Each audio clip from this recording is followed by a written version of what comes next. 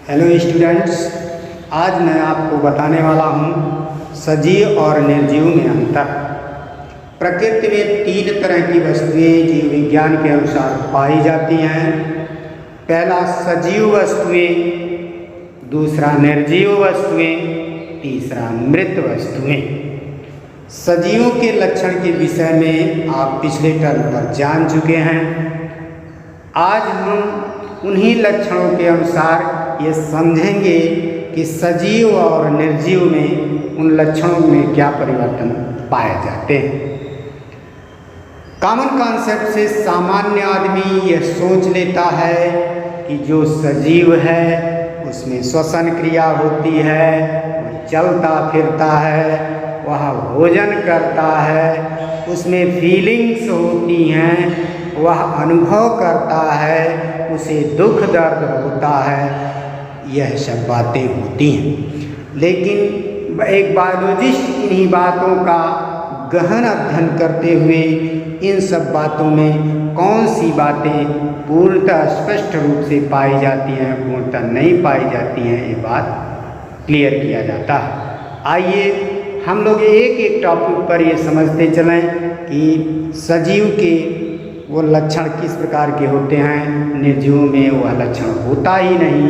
यदि कुछ पाया जाता है अपवादित रूप में तो किस प्रकार से पाया जाता है। एक मृत वस्तुएं होती हैं, जैसे किसी आदमी की श्वसन क्रिया बंद हो गई, हृदय गति बंद हो गई तो आप मृत घोषित कर देते हैं। परंतु एक बायोलॉजिस्ट ये से मृत नहीं घोषित करता। जब तक उसकी एक एक कोशिकाएं, मुख्य रूप से दिमाग की कोशिकाएं नहीं मृत हो जाती हैं, तब तक वह डॉक्टर या बायोलॉजिस्ट मृत शरीर नहीं घोषित करता है। ऐसा क्यों है? तो हम मृत को भी समय समय पर समझते रहेंगे कि मृत क्या है। मृत वस्तुएं वे मृत शरीर या मृत वस्तुएं वे शरीर या वस्तुएं हैं जिनमें कभी जीवन था, परंतु अब जीवन के लक्षण वह प्रदर्शित नहीं करता है, इसलिए उस शरीर को मृत कहते हैं। जैसे आपकी लकड़ी है, इससे आपकी कुर्सी मेज दरवाजे बनते हैं। पहले जब वो पौधे में था, पत्ते फल फूल आते थे तो वो जीवित थी, लेकिन अब उनके काट कर बना दी गई है तो उसे मृत घोषित कर दिया गया है। आइए देखते हैं निर्जीव और सजीव में कुछ प्रमुख अंतर। बहुत सारे अंतर हैं, लेकिन जो कुछ प्रमुख हैं आपके उपयोगी हैं, इससे आप डिफरेंशिएट कर सकते हैं, उसे हम बता रहे हैं। तो आप हेडिंग डालें निर्जीव सजीव में अंतर, differentiation between living things and non living things. आप दो कॉलम बना लिए होंगे जैसा बोर्ड पर आपको दिखाई दे रहा है। एक कॉलम में हम पहले आप लक्षण लिखते हैं, फिर सजीवों में और वो निर्जीवों में किस प्रकार होता है। तो आप देखेंगे सजीवों में और निर्जीवों में। पहला लक्षण देखते हैं आकार एवं परिमाण। आप देखें सभी सजीवों को आकार अनुमानित व निश्चित होता है, यानी सजीवों का आकार पहले से पता रहता है, जन्म से ही पता रहता है कि अधिकतम इसकी लंबाई, चौड़ाई, ऊंचाई या टोटल आकार परिमाप क्या होगा। परंतु निर्जीवों में ऐसा नहीं होता है। जैसे कैल्शियम कार्बोनेट के टुकड़े हैं, ये पता नहीं, एक बालू के कण के समान भी हो सकता है और हिमालय पर्वत के भांति बड़ा भी हो सकता है। इस तरह हम पत्थर का नाम लेने पर यह नहीं कह सकते कि इसका आकार क्या होगा। इस तरह से पहला यह है कि सभी सजीवों का आकार निश्चित व अनुमानित होता है, निर्जीवों में आकार अनुमानित व निश्चित नहीं होता है।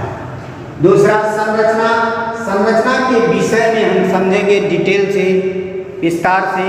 संरचना, सभी सजीवों का शरीर एक या अनेक कोशिकाओं का बना होता है, अर्थात सजीवों में सभी सजीव कोशिकाओं के बने होते हैं, परंतु निर्जीव जो है अणु और परमाणुओं के ही बने होते हैं, अर्थात उसमें कोशिकीय संरचना नहीं पाई जाती है। सजीवों में भी अणु परमाणु होते हैं, लेकिन वह अणु परमाणु संगठित होकर जीव द्रव्य का निर्माण करते हैं और वह जीव द्रव्य एक संगठित कोशिका बनाता है, जिसकी खोज रॉबर्ट हुक ने किया था। परंतु निर्जीवों में अणु परमाणु ही होते हैं, वह कोशिका में नहीं बदलते हैं, ना ही उनमें जीव द्रव्य जैसी रचना पाई जाती है। दूसरा उपापचय। उपापचय का अर्थ है निर्माणकारी व विघटनकारी क्रियाएं, अर्थात उपापचय शब्द दो शब्दों से मिलकर बना है, उपचय धन अपचय। अर्थात उपचय मतलब निर्माणकारी और अपचय मतलब विघटनकारी। तो सभी सजीवों के अंदर कुछ सरल अणु मिलकर के जटिल अणुओं का निर्माण करते रहते हैं, या जटिल अणु टूटकर सरल अणुओं में बदलते रहते हैं, जिनसे जीवन प्रक्रियाएं चलती रहती हैं। जीवन प्रक्रियाएं मतलब वृद्धि होता रहता है, श्वसन होता रहता है, पाचन होता रहता है, और इसके लिए जीव द्रव्य के अंदर विभिन्न प्रकार के अणु हमेशा टूटते या जुड़ते रहते हैं, जिससे अदृश्य आणविक गतियाँ चलती रहती हैं। अदृश्य आणविक गतियों के चलने के कारण उपापचयी क्रियाएं होती हैं, और उपापचयी क्रियाओं के होने के कारण सजीवों में क्रियाशीलता पाई जाती है, उनकी जीवन प्रक्रियाएं चलती रहती हैं। निर्जीवों में ऐसा कुछ नहीं होता है। पोषण। पोषण वह क्रिया है जिसके द्वारा जीवधारी अपने वातावरण से अपने शरीर के लिए उपयोगी तत्वों पदार्थों को प्राप्त करता है और उसे उपयोगी बनाता है, जीवन प्रक्रियाओं में खर्च करता है। ऐसी क्रिया केवल सजीवों में होती है, निर्जीवों में नहीं होती है। लोग कहते हैं हमारी मोटरसाइकिल भी पेट्रोल खाती है और उसे उपयोगी बनाकर गति प्रदान करती है, तो क्या वह पोषण नहीं करती है?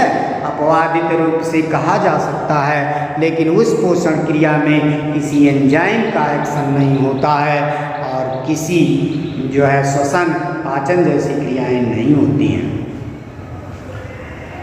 दूसरा श्वसन। आमतौर से लोग समझते हैं कि जो जीवधारी वातावरण से स्वच्छ वायु को ग्रहण करे और दूषित वायु को निष्कासित करे, इसी क्रिया को श्वसन मान लेते हैं। लेकिन एक जीव विज्ञान पढ़ने वाला पढ़ाने वाला जानकार व्यक्ति से श्वसन नहीं मानता है। श्वसन वह क्रिया है जिसमें श्वसनीय पदार्थ मुख्य तरह से ग्लूकोज, कार्बोहाइड्रेट से या फैटी एसिड से अमीनो अम्लों का ऑक्सीकरण होता है एंजाइमों के द्वारा, और उससे ऊर्जा निकलती है, और यह क्रियाएं सब कोशिकाओं के अंदर होती हैं।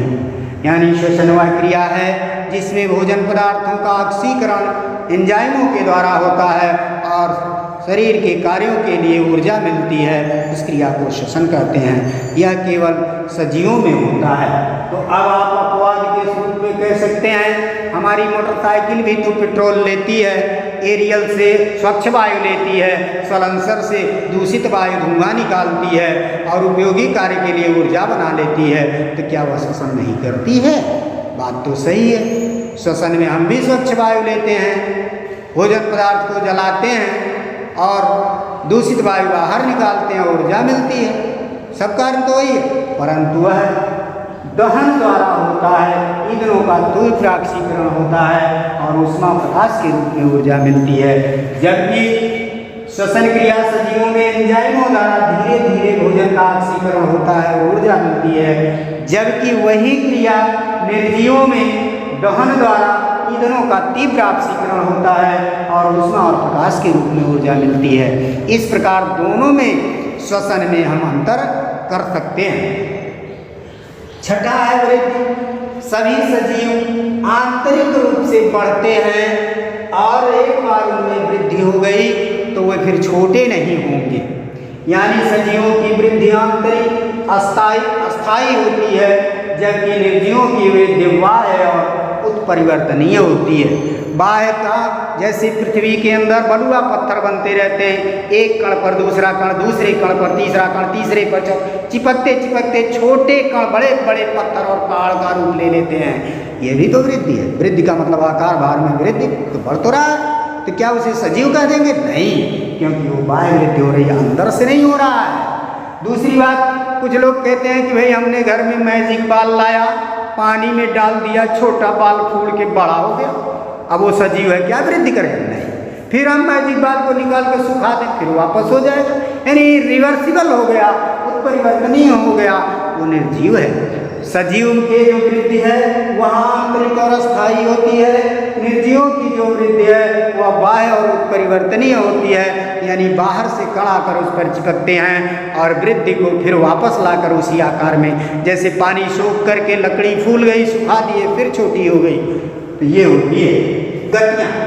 सभी सजीव गति करते हैं, पेड़ पौधे हों या जंतु हों, उनमें स्वप्रेरित गतियाँ या उपकरण होती हैं। वो अपने मर्जी से इधर उधर आते जाते हैं, अपने वातावरणीय क्रियाओं के अनुसार क्रियाएं करने के लिए मूवमेंट और लोकोमोशन करते हैं। जबकि निर्जीवों में गति व बाह्य प्रेरित इंजन के द्वारा होता है, जैसे हमारी मोटरसाइकिल कार आदि चलती है तो वो इंजन की मोटिवेशन से चलती है, वो बाह्य यदि हम इंजन ना चलाएं तो वो गति नहीं करेगी। स्वतः खड़ा कर दीजिए, महीनों सालों वर्षों सड़ती रहेगी, अपने आप से चला जाए, धूप लग जाए, वर्षा हो जाए, पाथर पड़े, कहो भाग जाए, मोटरसाइकिल नहीं जाएगी, क्योंकि उसके अंदर अपनी स्वप्रेरणा नहीं है।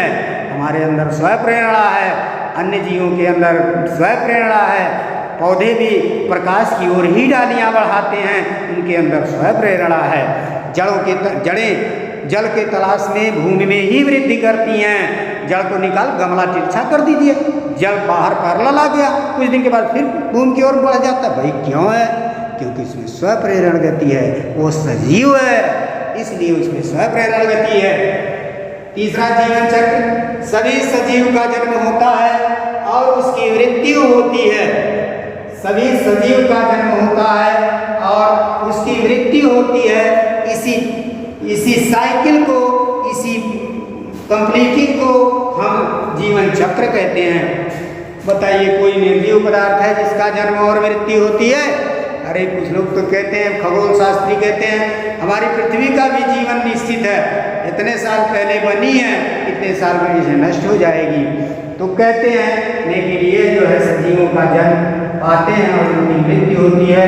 निर्जीव में ऐसा कहा जाता है कि ना वो जन्म पाते हैं ना उनकी मृत्यु होती है, अर्थात उनमें जीवन चक्र नहीं पाया जाता। आप सिंपली कह सकते हैं सजीवों में जीवन चक्र पाया जाता है, निर्जीवों में जीवन चक्र नहीं पाया जाता है। उत्तेजनशीलता मोस्ट इम्पॉर्टेंट।